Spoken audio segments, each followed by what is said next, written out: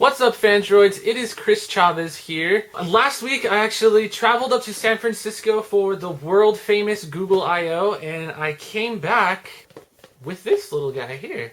It is the Sony Xperia Play. It's the world's first gaming smartphone. It actually comes with this handy little gaming pad here. Now, me personally, I haven't really heard too much buzz about the phone. I kind of just shrugged off the Xperia Play as just like, it's just like a weird little gimmick with the little D-pad here and stuff. Didn't really think too much of it. But after playing with it for about a week, I got a lot of mentions and stuff on my Twitter and like YouTube and stuff. People have been asking me to do a review on it, especially with the Verizon version coming out on the 26th.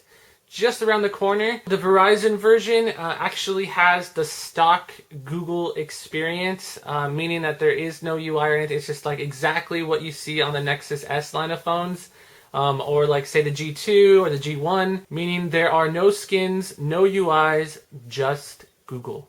The version that I'm showing you guys here today actually has what Sony is calling their Timescape UI. It's basically almost like a theme or a skin that they put on top of the stock Android stuff, just to kind of pretty it up a little bit and enhance the overall user experience and maybe even add a little functionality sometimes. So while the Verizon version won't have the Timescape UI, Sony is actually planning on bringing the Xperia Arc line of phones over to the US really soon.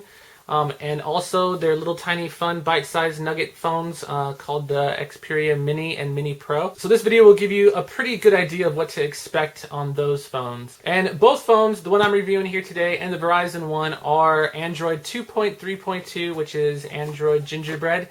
And Sony's actually talking about updating all their Xperia Plays and Arcs up to 2.3.4. very, very soon. So first I want to show off just the general hardware of the phone, and then once we get through that stuff, I'm going to show you guys exactly how it plays games and how it does it and why it does it, because it's awesome. So sit back, grab your lady close, and watch my little review on the Sony Xperia Play. On the screen you have a 800 by 480 resolution Sony LCD display, which is really, really nice. 4 inches, which is about the same size, or is the same size as, say, like the Samsung Vibrant or the Galaxy S line of phones. You have some nice physical buttons here for your standard menu and all that, which I really, really enjoy, because if it's one thing I hate, it's accidentally pressing capacitive buttons if you're trying to hold it, and that happens to me a lot. So give me some physical buttons and I will be a happy camper. On the front, we do have a front-facing camera, which is actually kind of surprising. I didn't think Sony would actually go to those efforts, but front-facing camera ready. You have your volume rocker here, and you have your L and R buttons here for some serious gaming. Underneath the buttons, you have, it's really hard to see, but there are these little slits, and these are stereo speakers. For the camera, it's a 5 megapixel camera with an LED flash, and if you look, there's a little tiny hole up here, and that's actually a noise canceling microphone. So again, this isn't really a stripped down phone in any sense. You would think that because it's meant for gaming and stuff, they probably wouldn't go the extra mile and include some of the other little stuff like front facing camera and noise canceling mic, but Sony really, really wanted this to be an awesome device, and they just kind of went all out on it. Down here you have a 3.5 millimeter headphone jack, micro USB for charging, and HDMI out. You can display the games you play and stuff on the big screen. It does have an LED notification. This is it right here next to the power button, and the odd thing about it is that you can't really see it ever, no matter what, unless it's flipped over and facing you like at this angle, and like, oh, I have an email. Sweet. But let's just get to the good stuff, and that is the full D-pad gaming button area.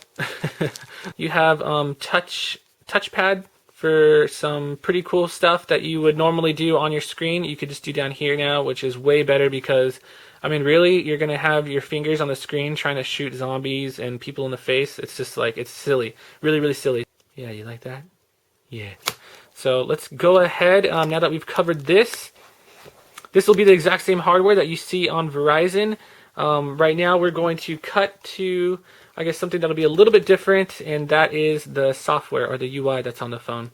So let's go ahead and power this baby up. And the boot time does take a very, very long time. I don't know if it's because of the UI that's on here or whatever, but I'm just going to let it sit, and then we're going to fast forward through this area here.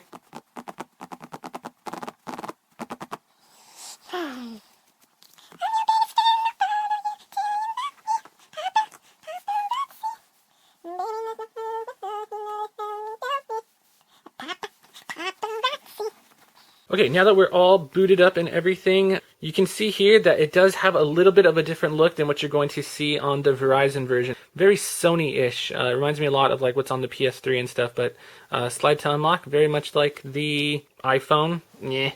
And if we jump to our settings, I'm going to go ahead and show you the version of Android that it's running. It is, ta-da, Android 2.3.2. So if I go ahead and flick open the gamepad, it takes you straight to the Xperia Play app, and this will show you the list of games that you have downloaded on your phone.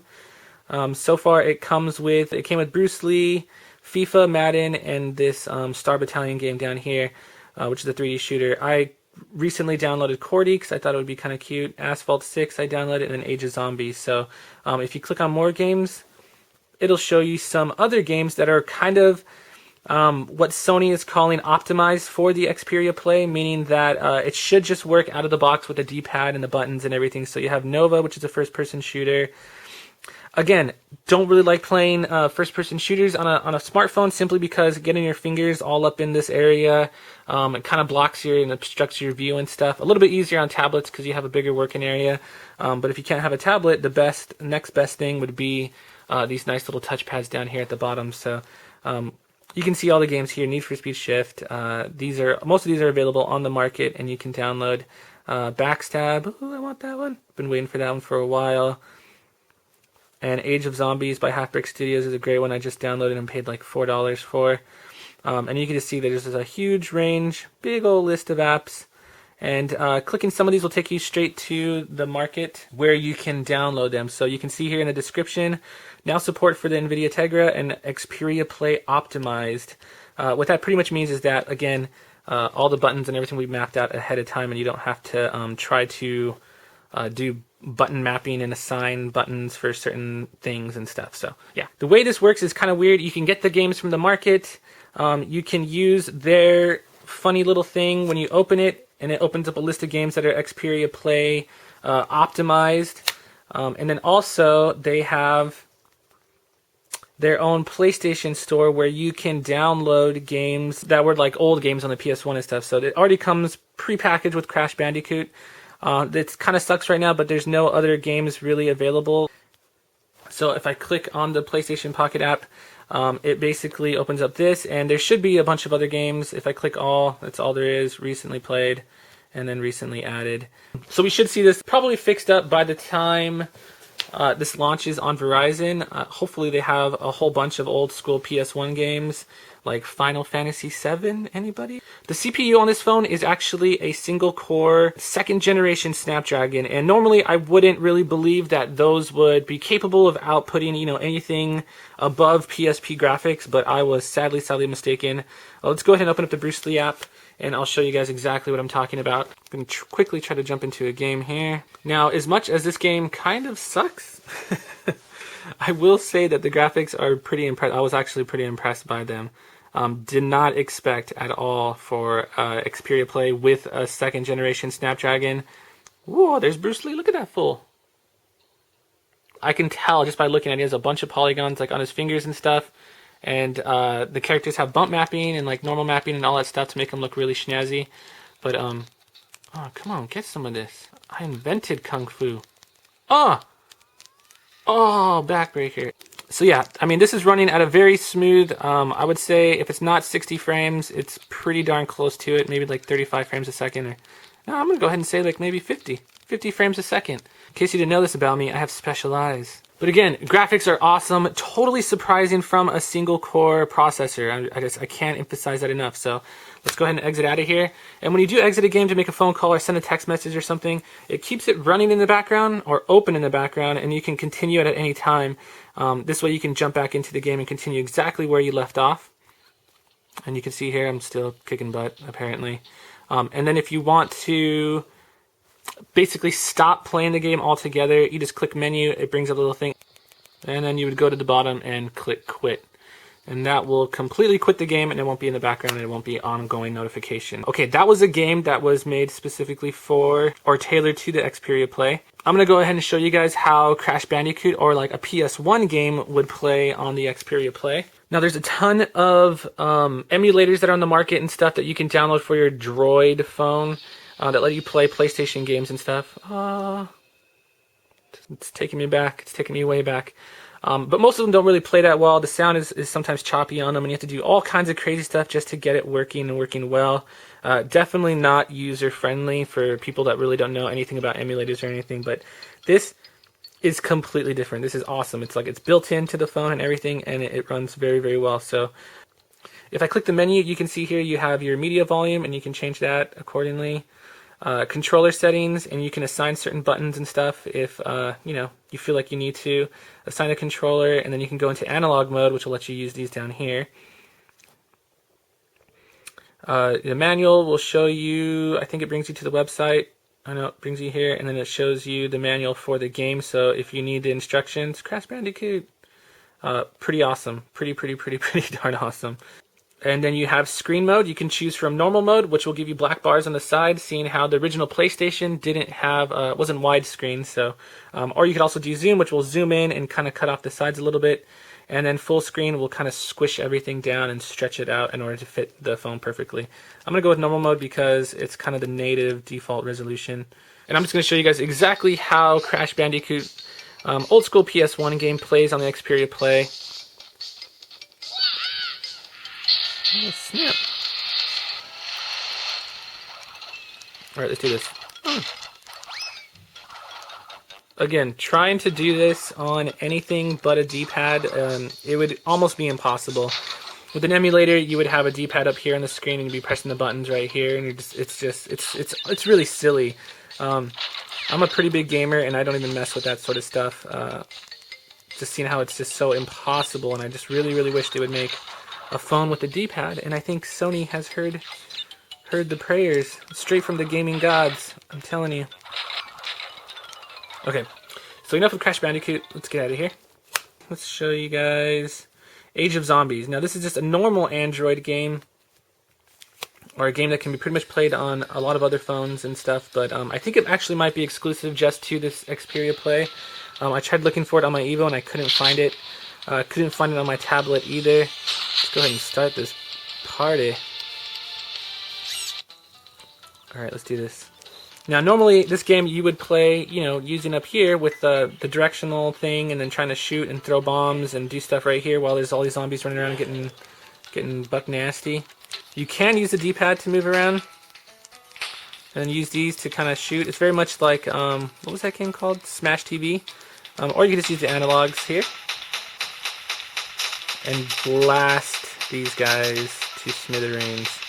One thing I will tell you right now is the responsiveness on these the analog touchpad down here is just unlike anything I've ever felt. It just feels a lot better than using the screen here because it's kind of textured differently, and it's just so much easier. Super sensitive and all around pretty amazing. So I'm just totally loving it. It's definitely opens up a whole new world as far as gaming on your phone goes. Nothing can really match this, and if there is some type of games out there that allow for like competitive online play, you'll just definitely have the upper hand if you have these little touchpads here. And whew, loving it. Really loving it. This phone will be hitting Verizon by the end of this month on the 26th. You can expect the Xperia Play app here and PlayStation Pocket for downloading PS1 games.